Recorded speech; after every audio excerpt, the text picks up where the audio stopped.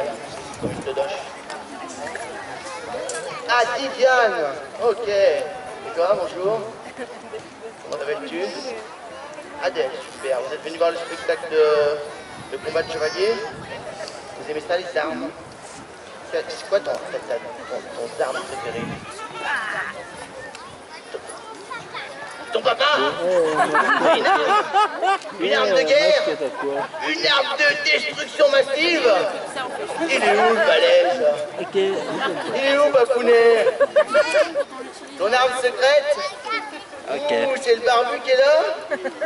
Il a l'air de répondre à tous les critères de sélection du balèze, du costaud, du Costa Rica. Ouh, il est musqué. Il est musqué, papa. Ouais, il est musqué. Voilà. Le tien, il est plus musqué. Non, de sauce. C'est pas le même gabarit, quoi. C'est pas le même moule, hein. Est-ce que, si j'en ai besoin, ton papa super fort, arme de destruction massive, je peux l'emprunter tout à l'heure? Si j'en ai besoin. Si je te le rends. Non? Si? Tu le gardes pour toi? Bah dis donc, t'es un gros radin. Ok, t'en as qu'un. Mec, bon, eh ben on va en parler. On peut y réfléchir. Je te laisse le temps de réfléchir. Je te force pas la main. D'accord, tu réfléchis, on en parle tout à l'heure. Ok, quelle heure il est? 15h30, on peut y aller? Non, on dessus. Merci.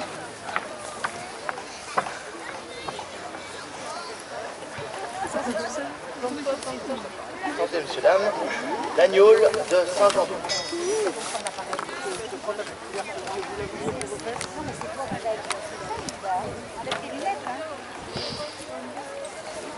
Mes seigneurs, nobles dames, et vous tous, petits et petiotes, lutins, gnomes, hobbits, farfadets, nains, enfants-sons, courtes jambes et autres personnes de petite taille, je me présente, Roland le Manant, maître d'armes, et je vous baille le bonjour.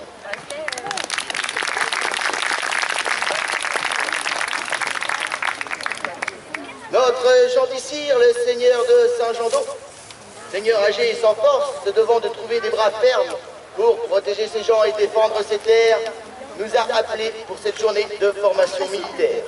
Et je suis content de constater que vous êtes venus nombreux. Au cours de cette présentation, nous allons vous donner tous les petits tuyaux nécessaires pour rester vivant le plus longtemps sur le champ de bataille. Mais avant de commencer, il me faudra tout d'abord sélectionner parmi vous un écuyer qui nous prêtera main forte durant cette présentation. C'est là que je m'intéresse particulièrement à ce jeune papa musqué et barbu, qui présente effectivement toutes les qualités requises. Mettez-vous debout, cher papa barbu. Venez à moi. Oui, il est barbu. Il est musqué. Il sent sous les bras, et ça, c'est bon signe. On va en faire un écuyer digne de ce nom. Papounet, quel est ton nom? Mathieu. Enfile. Non, passe le bras d'abord. Oui, plus bas. Voilà. Hop, hop. Oui, sûrement pas. Hop là. Mathieu, on a dit qu'on allait te donner de la prestance. La prestance, c'est le mot pour dire la classe au Moyen-Âge. Voilà. T'es bien là? Eh ben on va t'en mettre encore. Hop. Ah, bien droit. Manu. Mathieu. Tu vas me le dire plusieurs fois, j'en suis sûr. Est-ce que tu sens que tu as plus de prestance là?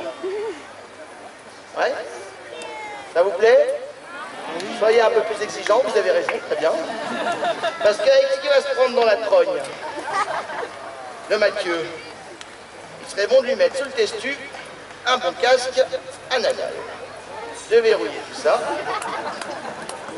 Et là, on obtient presque de la prestance. Un petit détail. La ceinture affinera la taille et vous rendra plus séduisant. Arrête de te frotter, Mathieu. Arrête tout de suite, tout le monde nous regarde. Bien. Noble assistance, Mathieu L'Écuyer.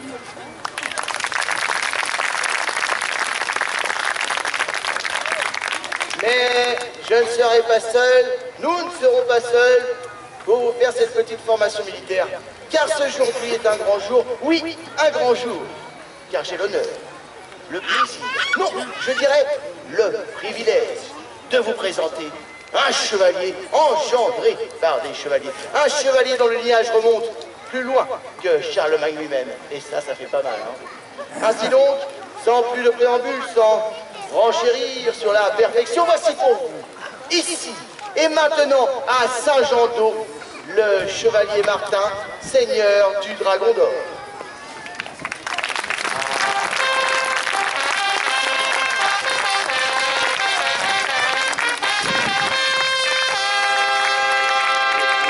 L'incarnation de l'esprit chevaleresque, la quintessence de la prestance, et bla, et bla, et bla.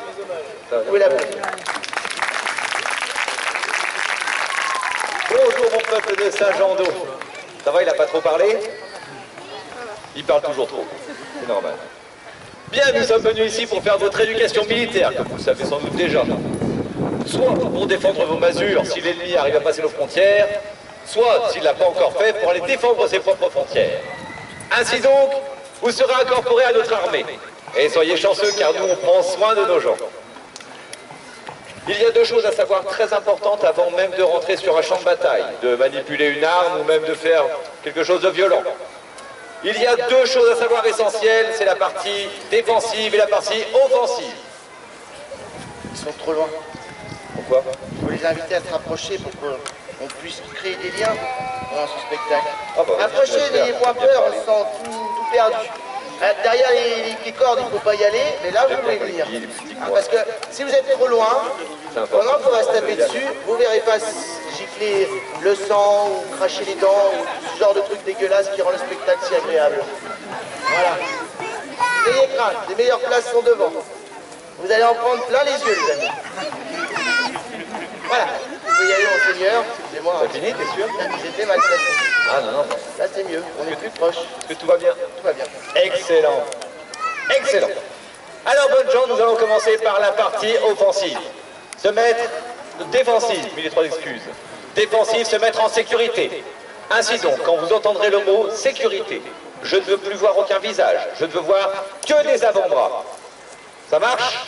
On fait un petit essai. Sécurité. Voilà. C'est important d'être très réactif et des fois, nous ne le dirons pas. Il faut suivre. Sécurité? Bien. Si tu as l'enfant devant, tu peux le mettre devant toi. Ouais, ouais. Très utile. Pour une fois, il servira à quelque chose. Voilà. Et enfin, la deuxième partie, qui est la partie offensive, faire peur à l'ennemi, le facteur psychologique. Ainsi donc, nous allons travailler notre cri de guerre. Et alors là, je veux vous entendre pousser un hurlement qu'on entendra jusqu'à Annemasse. Hardi Saint-Jean-d'Eau!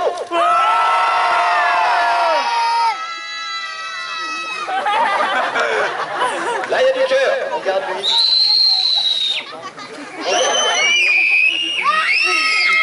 On a des bonnes notes. Hein. Regarde eux, mais alors tous les autres, c'est moyen. Hein. Alors, attendez. C'est quand on le demande. Calmez-vous. Alors les enfants, c'est facile de les faire crier parce qu'ils crient tout le temps. Et les adultes, ils arrêtent de crier passé à un certain âge, on ne sait pas pourquoi. Alors les adultes, lâchez-vous, c'est le moment, c'est le cri de guerre. Un beau cri de guerre fait fuir une armée. On n'aura donc pas à se battre. Pardon? La scène des troubadours hier. Ça a déjà commencé, Sandra. On attend plus personne.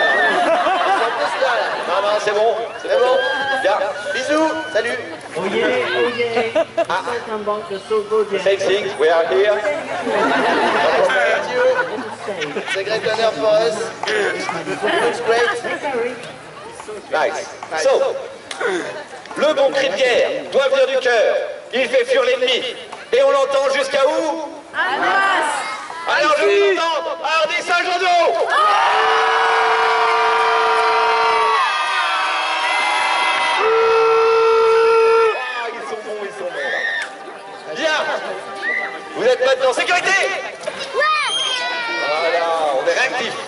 Bien. Vous êtes maintenant prêts pour votre formation militaire. Maro, tu peux leur expliquer le B.A.B.A. Monseigneur, je vous en prie. Passons tout d'abord au serment. Et écuyer Mathieu. Mets-toi devant ton Seigneur. Allez, vous avez compris que c'était lui. Seigneur, écuyer Mathieu, jures-tu loyauté à ton Seigneur? Tu peux y aller. Tu dis, je le jure, haut et fort. Ouais, je suis cool. Jures-tu de toujours te battre avec férocité et de défendre la veuve et l'orphelin? Oui. Bon, c'est bien. Jures-tu, je jure tout. Ouais. Il semblait aussi. C'est bon, ça va, quoi. Oh. Jures-tu de toujours obéir à nos ordres sans jamais réfléchir, car commencer à réfléchir, c'est déjà désobéir. Ouais. Je le jure. À la bonne heure, il est bon. Sans réfléchir, hein. Sans réfléchir. Ça, c'est la partie importante de la On phrase. va pouvoir rentrer dans le cœur du poulet. Les amis, pour aller à la guerre, qu'est-ce qu'il nous faut? Des armes, évidemment, des armes. Et des boucliers, bien sûr, et des armures. Dis donc, toi, la gueule ressort. Si tu devais aller te battre, tu prendrais quoi comme arme?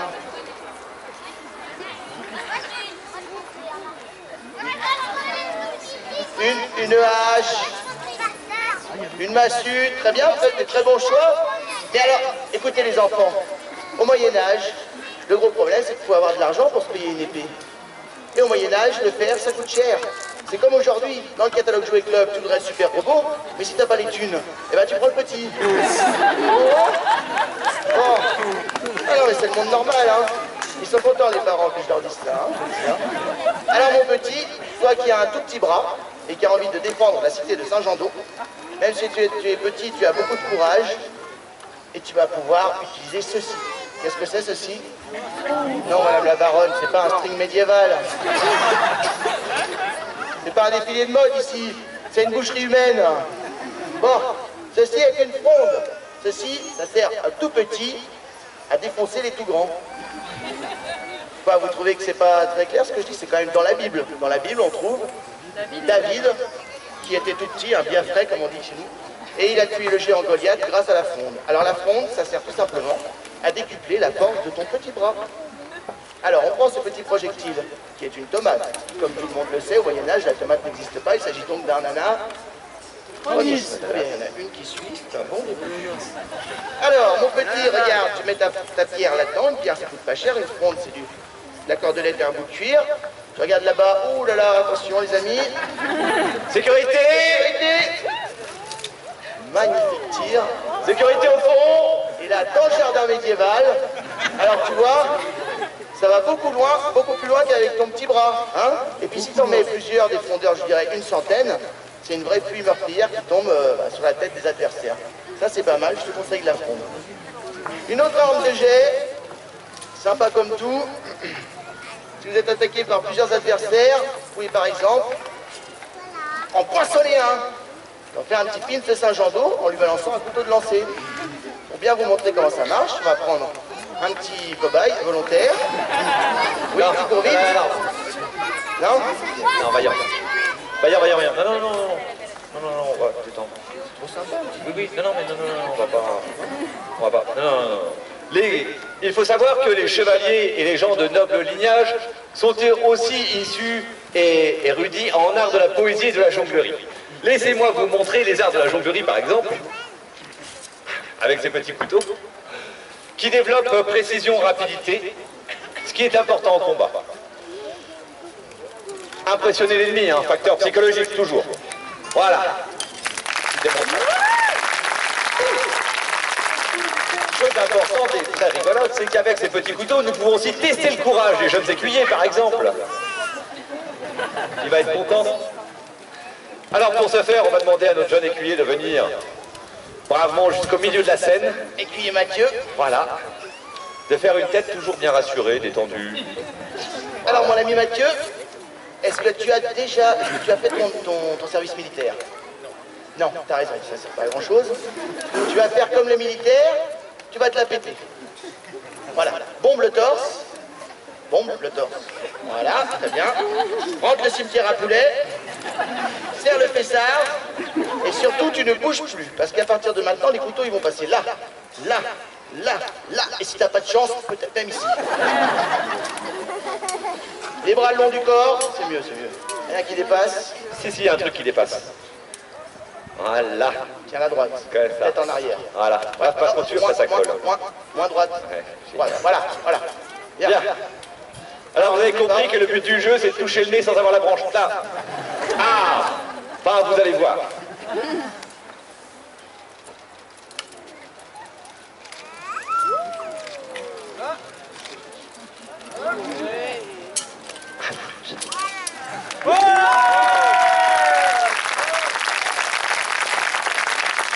Elle est pas tombée, c'est normal. Quand ils ont peur, ils bavent. Et quand ils bavent, ça colle. Mais le plus important, et la chose à retenir, c'est de voir que notre écuyer n'a pas bougé d'un cil. On peut l'acclamer grandement pour ça.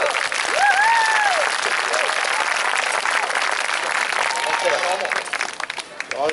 Faut ranger dans le... Faut ranger quoi. Rangez. Oh oui. Attention, ne te laisse pas. Pas d'initiative. Coûte cher un écuyer. Il y a tout bousillé.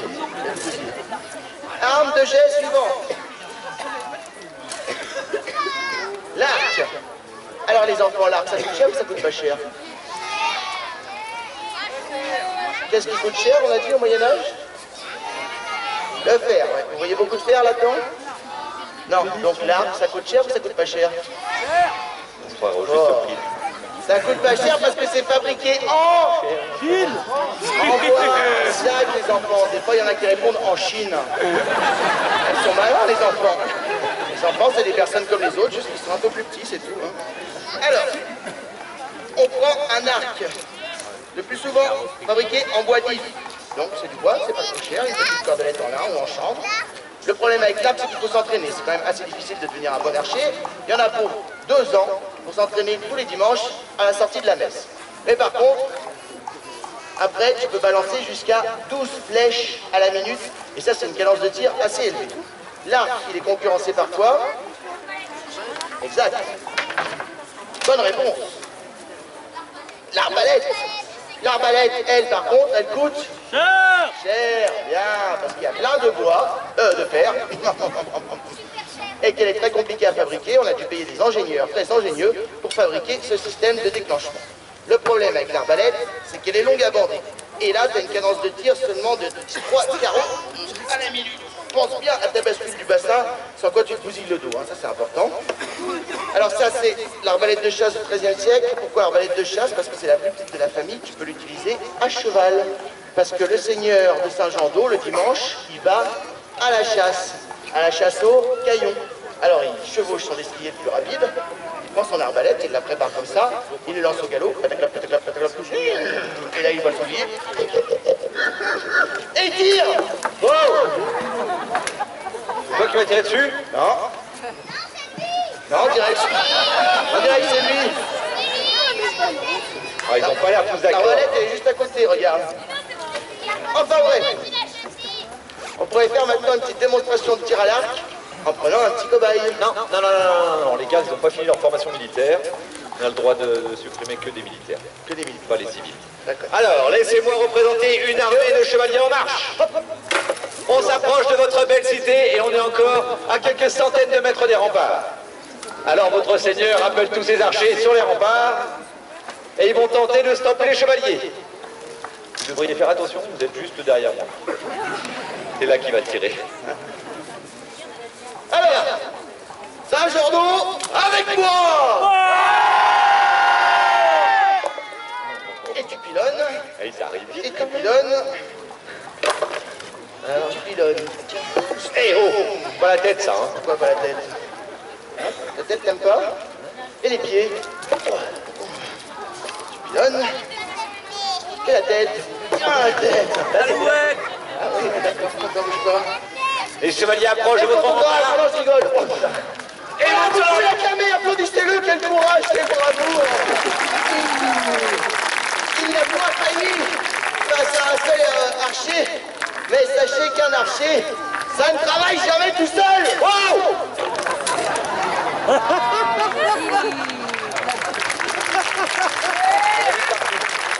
Comme quoi, l'escrier, ça peut être bien utile. L'escrier, ramasse le Bravo. Ça, c'était bien. On va maintenant arriver au chapitre 2. Le chapitre très intéressant, parce que le chapitre 1, les armes de jet, c'est quand même pour les poires, les pleutres, les boursemolles, ceux qui restent tranquilles, loin et qui bilonnent sans prendre de risque. Ouais.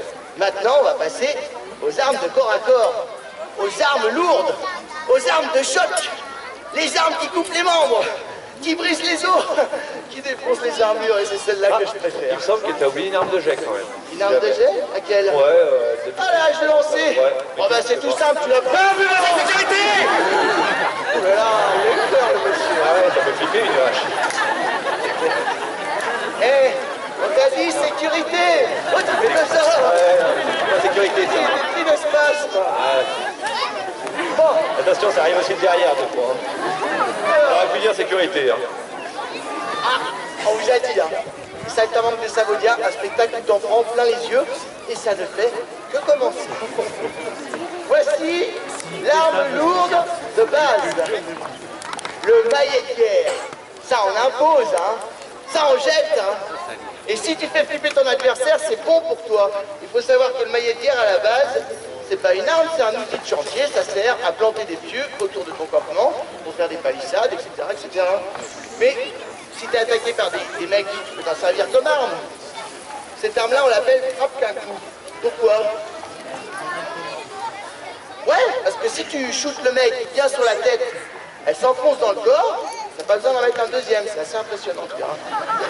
Le problème, c'est que si tu le rates, et ben, le temps que tu réarmes, comme c'est très lourd, tu vois, et ben, tu te fais bousiller par l'autre. Donc, il faut que le premier soit le bon. Donc, généralement, vous prenez le plus balèze des mecs qui foncent sur vous, vous faites tournoyer l'arme, vous hurlez. Oh!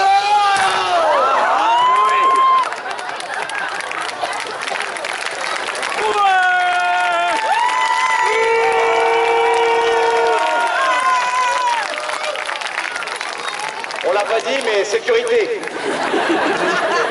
Vous défoncez le type. Après, vous ramassez ce qui reste de sa tête et vous le montrez aux autres.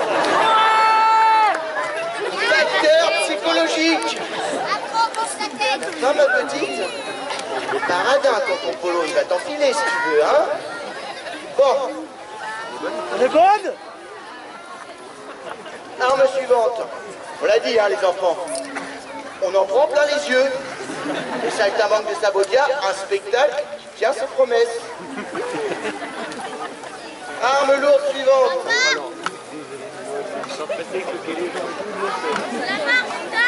La masse d'armes. Bien joué, mon petit haut. Quel érudit. Ça me plaît, ça. On arrête, les enfants. La masse d'armes.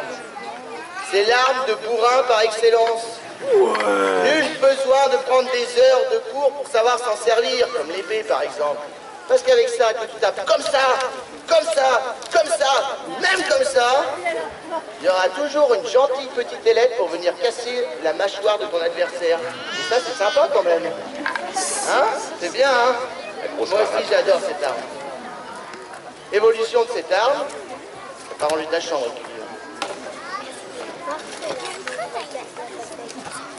Le fléau d'armes. Alors là, on a mis le fer au bout de la chaîne. Comme ça, avec ça, tu peux atteindre des parties de ton adversaire que tu peux pas avec les autres armes. Par exemple, si lui me cogne, ça va venir me flinguer le dos. Ça fait mal. Tu peux aussi atteindre la main qui tient le bouclier. Mais est-ce que vous aimeriez pas plutôt une petite démonstration que tout ce blabla qui n'en finit pas? Mais il fallait le dire plus tôt. À la bonne heure. Voici pour vous, monseigneur, votre arme favorite. Bien. Ça tombe, ça tombe. Alors, avant d'aller à la guerre et de se battre, on met toujours des gants. Est-ce que vous savez pourquoi? Voilà, c'est ça. C'est que si le doigt il est coupé, on le ramène à la maison. Et on n'a pas à le chercher sur le champ de bataille au milieu des autres doigts. Parce que quand on se trompe de doigt, on a l'air malin à la maison après. Donc mettre un gant, hein, important. J'aime bien l'expression.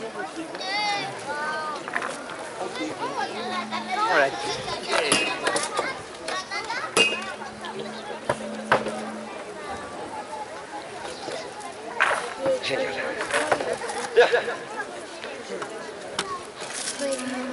Monseigneur est-il prêt? Oui. À la bonne heure. Bien. Bien. Bien prêt? Bien prêt. Tu peux saluer ton public si tu veux. Ça n'a pas mal, attends, je peux t'aider. J'ai une sangle, elle est un peu coincée. C'est trop mal.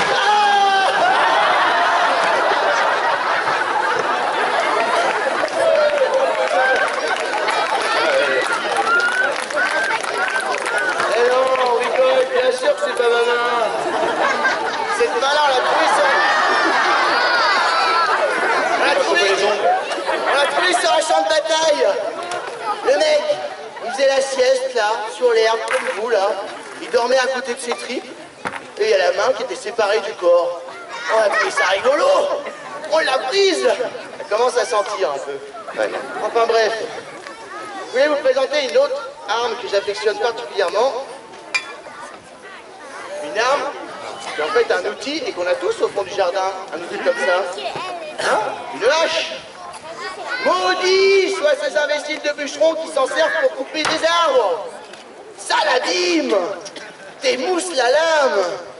Un truc comme ça, c'est fait pour trancher des bras. Ou des jambes. Ou la tête. Alouette. Non. Allez. Avec une jambe en moins, ton adversaire il va courir beaucoup moins vite. Hein? Alouette, champ de pastèque. Pourquoi pas une petite démonstration, prestement? Mieux ça. Écuyer, range ta chambre. Eh oui, c'est pas ça. Monseigneur, dû à votre haut rang, votre lignage, je vous invite à choisir votre public en premier. Ah, là, ça va être difficile parce qu'ils sont tous très très bien. On Hein. est là! Vous êtes là. Alors, noble personne de ce côté-là, vous avez de la chance.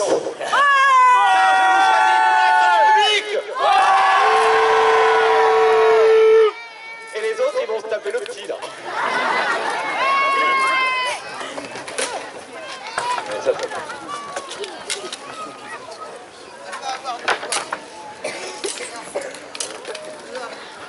Il est long à se préparer. Hein. Généralement, on part à la bataille, c'est déjà fini, puis il arrive. Il manquait quelque chose? Ça n'a pas commencé. Lesquels? Moi, j'ai pris les meilleurs. Ceux-là. Qui sont les meilleurs? D'autres questions?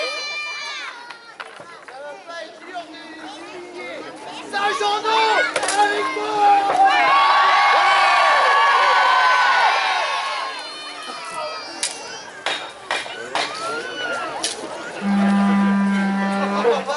T'es tout petit, toi. Vas-y, petit mais nerveux! Vas-y pour voir. Eh ben... Ah, des Saint-Jean-d'Eau!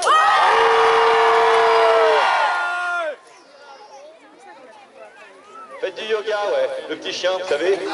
Saint-Jean-d'Eau!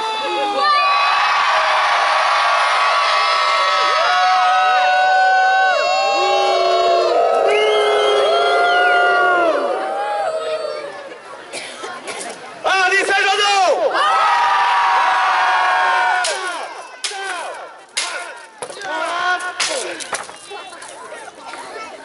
Tu tapes vraiment quand même. Un petit enfant, toi. Attention à la tête. Attention à la tête, j'avais dit. Quand même, hein. Vous êtes bousillé, votre chevalier!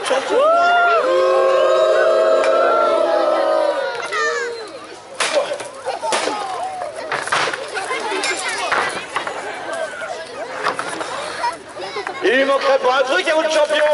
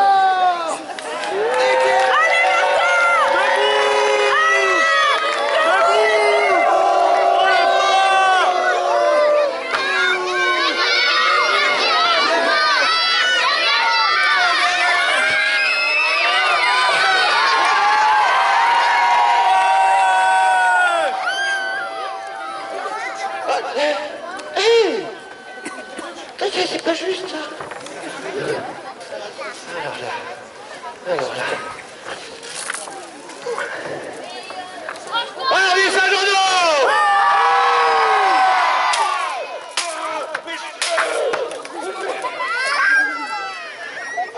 Tu l'aimes quoi, toi? C'est moi.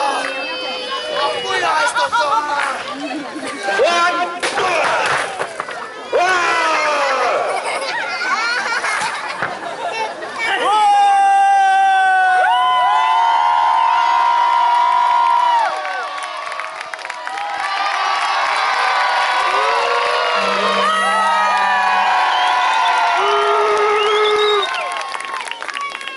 Ne nous laissons pas aller à quelques plaisirs égoïstes et revenons à notre salle de cours. C'est une équipe de démonstration, effectivement. Bien, Calme et décontraction, sérénité. nous en sommes donc au chapitre 3. Chapitre 3, les armes nobles.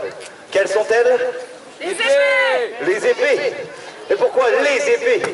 Parce qu'il y en a une infinité. Alors, Vaillant, apporte-moi une à une main. Attends, je bois un coup là. Oh là là, ça y est. Petit joueur! On va s'attacher les pieds? On veut pas? On va dans ma l'air, toi. Alors. Elle est belle. Son épée est brillante, flamboyante, tranchante. Elle coupe des bras, des têtes, tout ce que tu veux. C'est cool, mon petit. Votre blondeur. Enfin, un peu moins maintenant. Il est bien fait, ce spectacle. Ouais. Les épées, voici par exemple une épée à une main, très courante au début du Moyen-Âge, car les forgerons ne savaient pas faire des lames encore grandes, assez longues et résistantes. Du coup, les lames sont plus épaisses, un peu plus lourdes, et du coup plus courtes, mais très résistantes. L'épée est donc pourvue d'une garde, munie de 2 quillons, qui ont l'avantage de protéger la main ou de casser le teston. Ça marche très bien aussi. Une lame avec une partie tranchante pour les attaques de tranche et une partie pointue pour les attaques d'estoc. Ouais, je veux bien que tu le coupes. Génial. Bien, sur la lame vous pouvez voir une gorge plus ou moins profonde. Elle ne sert pas à évacuer le sang comme on pourrait le croire, mais à alléger la structure, afin que la lame puisse être plus légère et plus maniable. Voyez ? Et ensuite, nous avons le manche et le pommeau qui a une double utilité. La première, c'est d'équilibrer la structure. Et la deuxième, c'est de pouvoir renfermer de saintes reliques. Et à ce moment-là, si on met une dent de Monseigneur... Alerte! Oula! J'aime pas ça. Monseigneur, ne croyez pas que ça m'amuse de vous interrompre, mais pendant votre explication super intéressante, il y a la baronne là, aux cheveux tout blancs et à la veste verte, qui se fait complètement chier. Ouais. Elle vient noter sur sa petite boîte diabolique. Je ne sais que dire, Monseigneur. Moi, je le sais. Oui? Il faut savoir, mes bons seigneurs, mes bons amis, que dans l'armée, la déobéissance est sévèrement punie. Lorsqu'une faute est commise, il n'y a qu'un seul mot. Punition!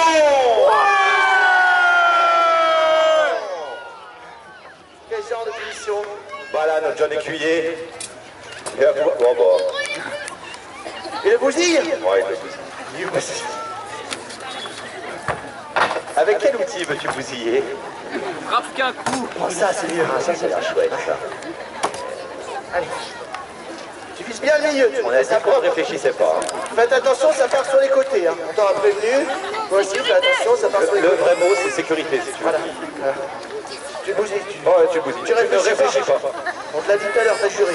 Car réfléchir, c'est déjà désobéir. Voilà. Écuyer Mathieu, tu bousilles. Bousille ou pas? Voilà, c'est bien fait, et ça, c'est bien fait. Mais t'es malade. Mais c'était pour rigoler. Mathieu, c'est que tu téléphones de la table, là. On va pas lui rendre. Tu l'as tout bousillé. Il a disparu. Allô? Non, il a lâche. On a été coupé. Non mais Mathieu, mais qu'est-ce qui t'a passé par la tête? Ah bah non, mais va lui rendre, hein, moi je... C'est pas nous, de ça. Ah, c'est pas nous. Il y a les témoins, hein. Toi. On n'a rien fait. Avec les cheveux blancs Ouais, et ouais, la les couleur poils, verte. ouais. Ça va. Non, tu obéis. Allez, tu as Si jamais, il nous a jamais vu. Montre l'exemple devant ton fils. Ah, devant les enfants. Quand on a fait une bêtise, on assume. Allez, on se débrouille. On continue. Bien, revenons à notre salle de classe. Ceci était donc l'épée à une main. Et les forgerons, au cours du Moyen-Âge, ont fait bien des progrès. Ils ont su affiner la lame et rendre l'épée plus solide. Par exemple, Marot, appelle-moi Vaillant, une bonne bâtarde. Une belle bâtarde. Belle. Vaillant, Vaillant, Vaillant. Viens quand même, t'es foutu. Allez, t'es foutu. Voilà. Vaillant, oui, une épée bâtarde, là, on est en plein cours. Excusez-le, je vous distrait. Il est complètement distrait. M'a trompé. Là, l'épée bâtarde. L'épée bâtarde. Chapitre 3, c'est les armes nobles. Je me disais bien que ça n'avait rien à voir, mais je brille, moi. Épée bâtarde. Wow, wow. Allez, légère. Sécurité. Tu peux la prendre à deux mains. Et quand t'es désarmé et que l'adversaire il fonce sur toi, tu fais... Putain.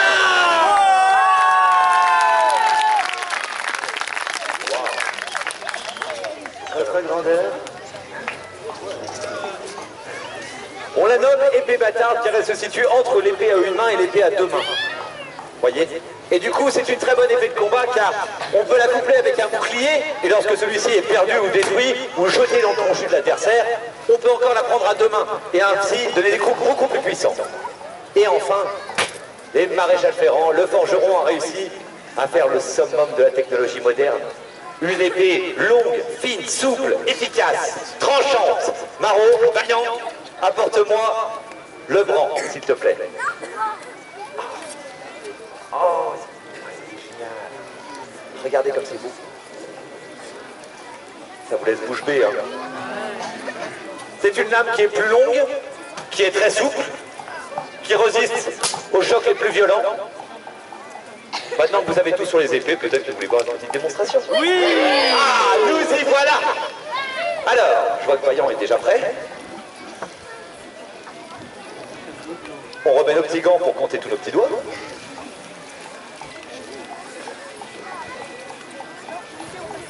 Il n'y a pas à dire le casse aussi, c'est bon.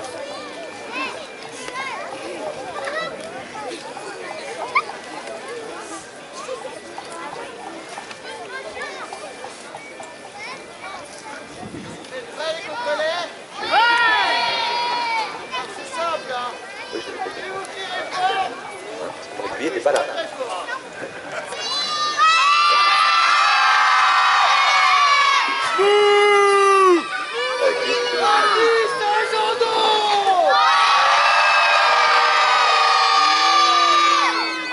Vous les avez entendus? Non! Moi, je les ai pas entendus en tout cas. Hardy Saint-Jean-d'Eau!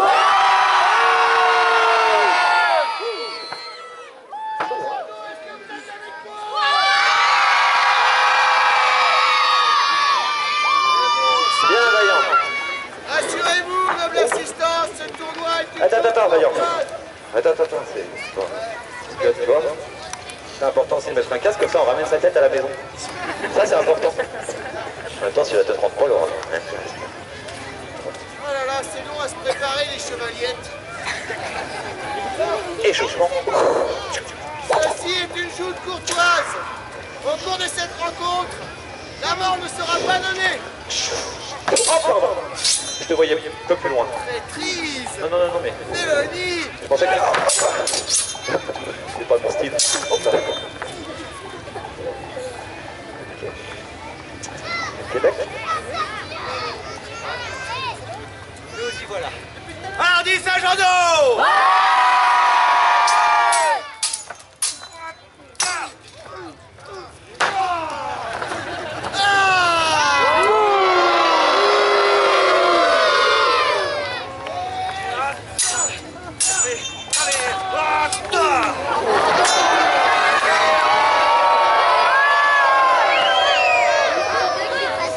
Le pied, ça fait super mal. Plein de terminaisons nerveuses.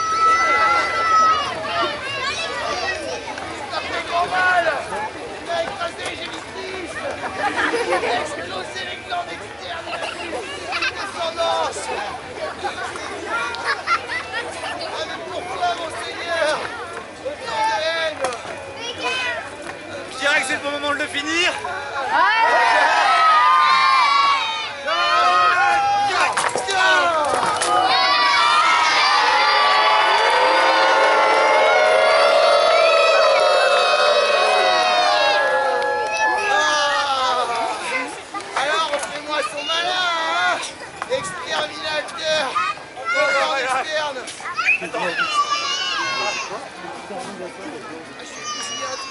Attends. Qu'est-ce qui se passe? Regarde là. Ouais!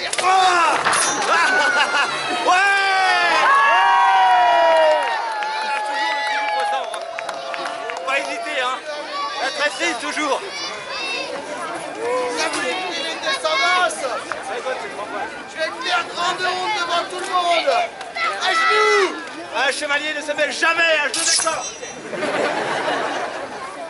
Alors, il est peut-être qu'on lui rende son épée.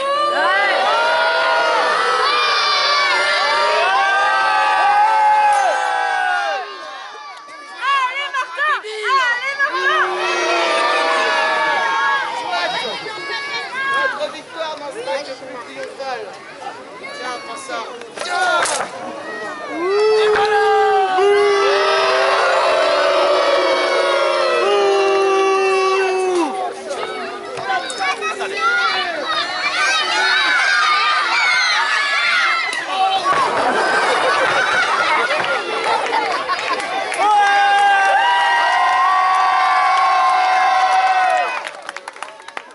Faut en profiter pendant qu'il est estourbi. Qu'est-ce qu'il fait là?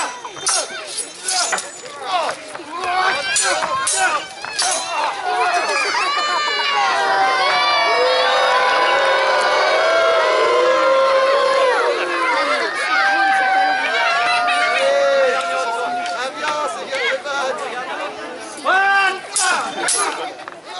C'est trompé. Il n'y a rien en fait.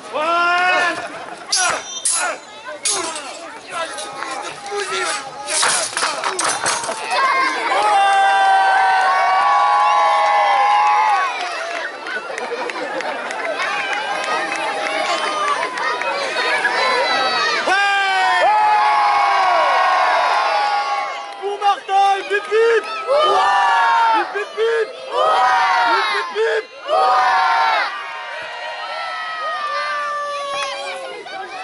Oh, je pense qu'il a sauté. Ah, mais remonte pas, je vais te faire mal. J'abandonnerai jamais. Tu m'entends? Avec tous tes coups par derrière. Tu veux ramasser ton épée? Ah ouais, moi je t'ai redonné tout à l'heure. On lui rend. Non. D'accord.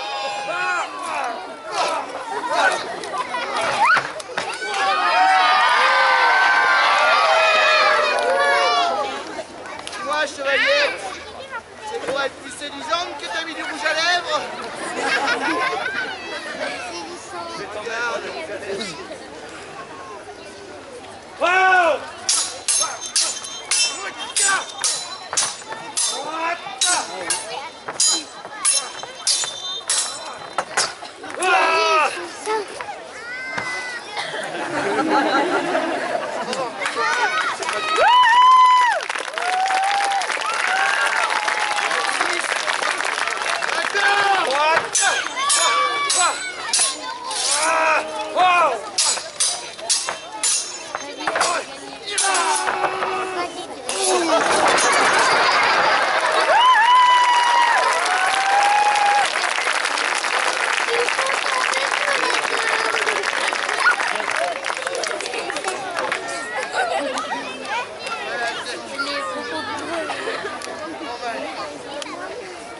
Grand mal à la tête. Mes seigneurs, Vas-y, voilà. nobles dames, petios et petiotes, lutins, gnomes, hobbits, farfadets, enfants, courtes jambes, nains et autres personnes de petite taille. C'était pour vous, ici et aujourd'hui, du saltimbanque et Saboudia.